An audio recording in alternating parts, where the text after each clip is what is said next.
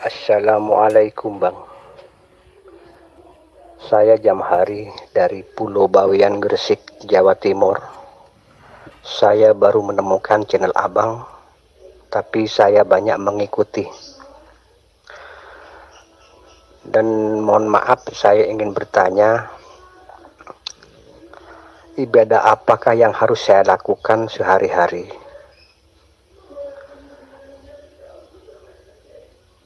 Ibadah apakah yang harus saya lakukan sehari-hari, Bang? Untuk lebih mendekatkan diri lagi kepada Allah. Jadi itu saja yang ingin saya tanyakan. Ibadah apakah yang saya harus lakukan sehari-hari? Terima kasih Bang. Assalamualaikum warahmatullahi wabarakatuh. Waalaikumsalam warahmatullahi wabarakatuh. Bismillahirrahmanirrahim. Allahumma sholli ala sayyidina Muhammad wa ala ali sayyidina Muhammad. Rabbis rahli sadri wa yassir li amri wahlul 'uqdatam min lisani yafqahu qawli. Amin. Bismillahirrahmanirrahim. Ibadah apakah yang paling afdol kita lakukan sehari-hari? Sesungguhnya seluruh apa yang kita lakukan dahulu sebelum kita mengenal Allah, itulah ibadah bagi diri Anda sendiri. Itulah yang terbaik pada diri Anda sendiri selama ini. Karena toh yang melakukan, karena toh yang berkuasa atas seluruh tindak lakunya Anda selama ini kan sesuai dengan keinginan Anda. Nah, akan tetapi setelah kita mengenal Allah, maka semuanya tidak akan berubah. Syariat tetap jalankan syariat, sholat tetap jalankan sholat, puasa tetap jalankan puasa seperti apa yang Anda lakukan selama ini. Yang terpenting kondisinya hati.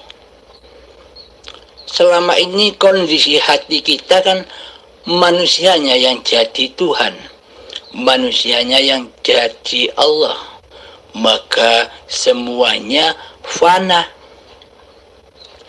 Seluruh amaliyah kita, seluruh ibadah-ibadah kita, seluruh sholat-sholat kita yang kita lakukan sejak akil baligh hingga setua ini, semuanya kembali hancur ke alam fana.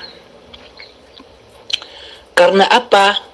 Karena yang disembah, karena yang jadi Tuhan, karena yang jadi penguasa, karena yang hidup selama ini adalah diri manusia kita sendiri.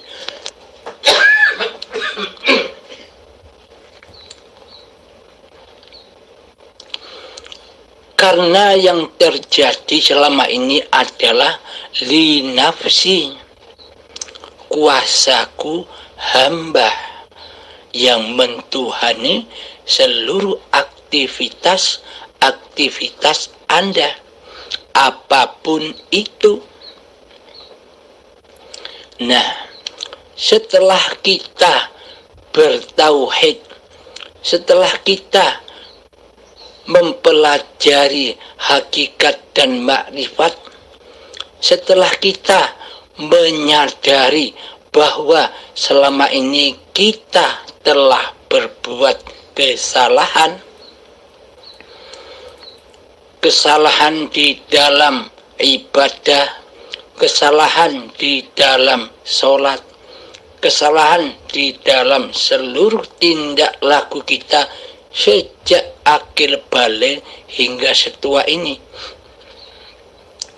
Yang terpenting sekarang kita menyadari bahwa sesungguhnya yang dulu itu juga Allah lah yang menguasainya, Allah lah yang memperjalankan badan-badan ini. Akan tetapi selama ini kita tidak menyadarinya. Alhamdulillahirabbil alamin. Bedanya ketika kita saat ini bisa menyadarinya bahwa hidup ini Allah, maka berlakulah seperti biasanya, tidak ada bedanya. Sholat tetap sholat, puasa tetap puasa, ibadah tetap ibadah. Akan tetapi yang berubah adalah kondisi hati. Yang dulunya hati terkuasai oleh makhluknya, yang dulunya hati dituhani oleh nama besar diri kita, yang dulunya kita yang menjadi Allah, sekarang kita hanya menjadi Abdullah, yakni hamba yang tunduk patuh kepada Tuhan pencipta dirinya, yakni nyatakan dalam hati, hidup inilah Allah yang mempergerakkan gerakan badan kita, yang menciptakan badan-badan kita, yang memperlihatkan mata kita sehingga kita bisa menyaksikan Allah di dalam seluruh ciptaan-ciptaannya. Jangan fokus memandang ciptaannya, jangan fokus memandang burung, jangan fokus memandang gunung, jangan fokus memandang hutan, jangan fokus memandang langit, alam semesta, jangan fokus memandang manusianya, jangan fokus memandang seluruh keadaan-keadaan yang kita hadapi. Akan tetapi fokuslah ke dalam diri, yakni bahwa hidup Allah lah yang mengadakan ini semua. Hidup Allah lah yang menampilkan ini semua. Hidupnya Allah lah yang menampilkan agar mata ini bisa menyaksikan ayat-ayat Allah. Ketika kita bisa menerobos hidup yang ada di mana-mana dan hidup yang tak kemana-mana, hidup yang ada di orang lain, hidup yang ada di anak dan istri atau suami kita, maka kita akan selamat dari hiruk pikuknya dunia, dari panasnya dunia, dari siksanya dunia. Karena kita sudah tidak diperbudak oleh dunia lagi. Hati kita sudah selamat memandang hanya kepada hidup ini Allah. Maka semuanya akan menjadi penyelamat kita memandang selain Allah.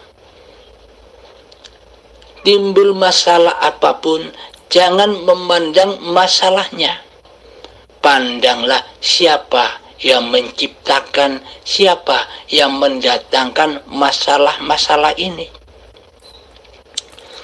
Jika tidak ada Allah, jika tidak ada hidup, apakah masalah-masalah yang kita hadapi itu ada? Adanya masalah-masalah yang kita hadapi kan karena adanya Allah, karena adanya hidup. Hiduplah yang menciptakan masalah dan hiduplah yang menyelesaikan masalah. Bila kita masih berasa berkuasa atas masalah-masalah itu, bila kita masih berasa berkuasa atas penyelesaian masalah-masalah itu, maka kita akan tersiksa di dalamnya. Maka dari itu, ibadah yang paling afdol, ibadah yang paling sempurna di sisi Allah adalah hati selalu, kondisi hati selalu menyaksikan Allah. Hati selalu menyatakan hidup ini Allah. Hati selalu berikrar bahwa hidup inilah Allah. Jika timbul diri manusiamu di hatimu, usir jauh-jauh. Jika datang lagi, usir. Tetapkanlah bahwa hidup ini Allah. Inilah permata-permata yang harus kita jaga. Permata-permata yang selama ini hilang sejak bayi hingga setua ini, inilah permata-permata yang ada di bayi itu. Permata bagaimana? Permata bahwa diri manusia kita adalah Adam, tiada gaib, yang ada hanya yang maha suci, yakni hidup ini Allah. Maka sucikanlah selalu hidup ini dari hidup manusiamu. Itulah amalan yang paling afdol di dunia ini. Ketika sholat, nyatakan dulu yang berkuasa atas sholat ini, semua yang terjadi adalah af'alullah, bukan af'al manusianya.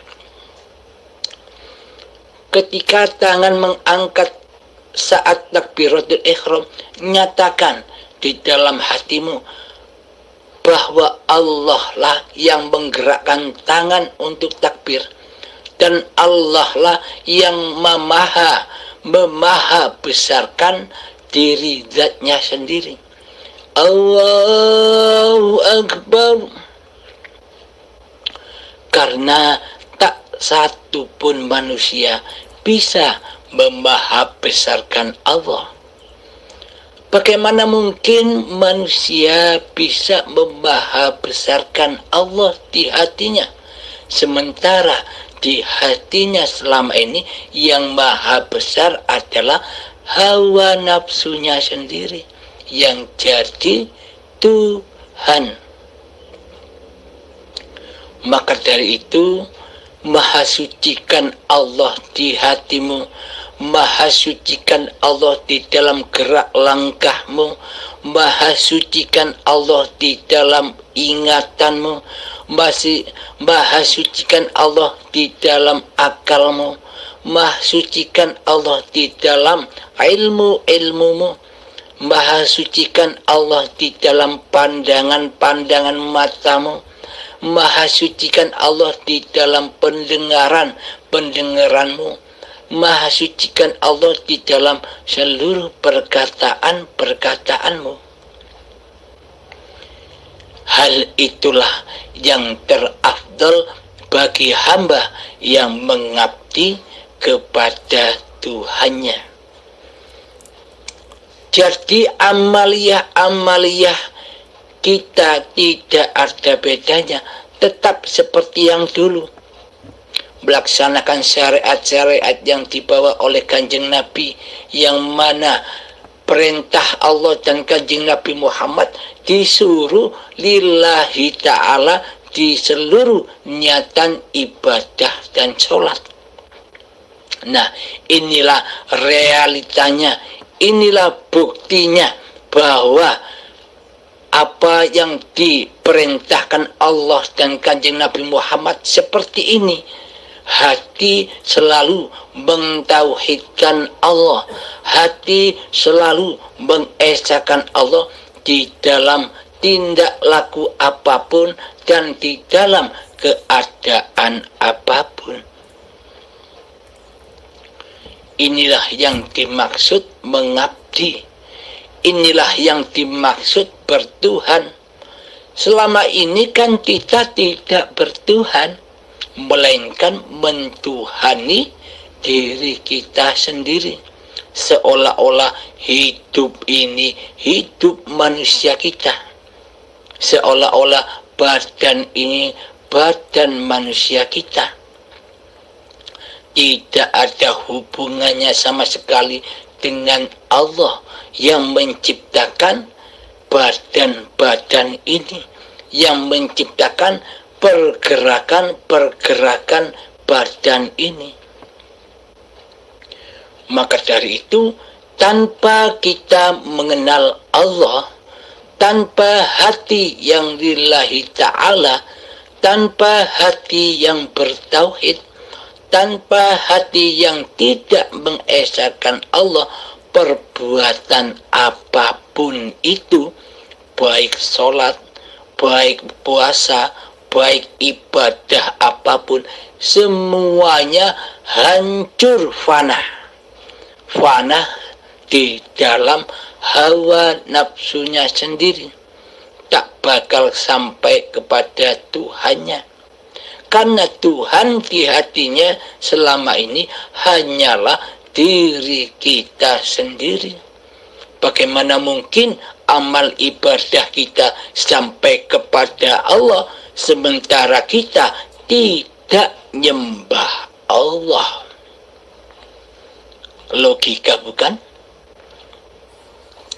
Nah, ketika kita sudah bertuhankan Allah, mengikrarkan, menyatakan dalam hati bahwa hidup ini Allah, maka sirnalah kekuasaan diri manusia kita. Maka kiamatlah apa-apa yang kita akui sebagai milik kita. Kiamatlah kewujudan diri manusia kita. Kiamatlah kehidupan diri manusia kita. Kiamatlah kekuasaan diri manusia kita. Manusianya menuju alam akhirat. Alam akhir, kekuasaan dirinya menjadi Tuhan. Ketika kekuasaan dan kendali hidup ini sudah kembali kepada Allah, inilah yang disebut amal akhirat.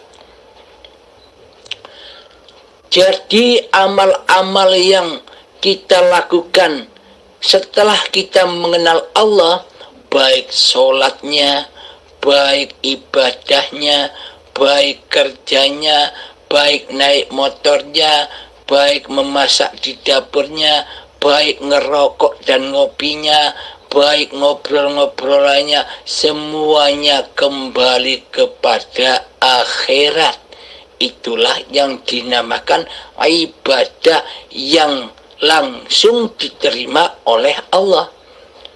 Bagaimana mungkin tidak diterima oleh Allah sementara yang beraf'al hanya Allah sendiri, bukan manusianya? Inilah yang disebut amal yang soleh, amal yang suci.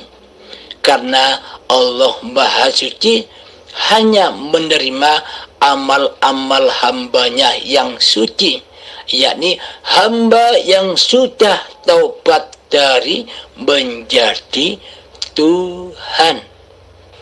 Hamba yang sudah kembalikan dan sudah mengabdikan kembali bahwa hidup ini Allah, badan ini milik Allah. Badan-badan ini adalah baju-bajunya Allah.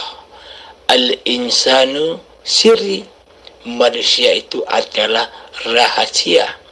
Wa ana sirruhu, dan akulah rahasia di balik manusia. Alhamdulillahirabbil alamin. Semoga kita semua selalu mendapatkan bimbingan dari Allah Subhanahu wa ta'ala. Selama kita sering masuk ke dalam diri, menemui bahwa hidup ini Allah, maka kita akan selalu dibimbing oleh Allah. Jangan sampai kita keluar diri. Bila kita keluar diri, maka setan yang terkutuklah yang akan mengendalikan hawa nafsu kita. Jadi menghindarlah dari iblis dan setan. Masuklah ke dalam dirimu. Berlindunglah di dalam Ka'bahmu, di dalam hatimu, di dalam Baitullah, bahwa hidup ini Allah. Alhamdulillahirabbil alamin. Akhiru kalam. Assalamualaikum warahmatullahi wabarakatuh.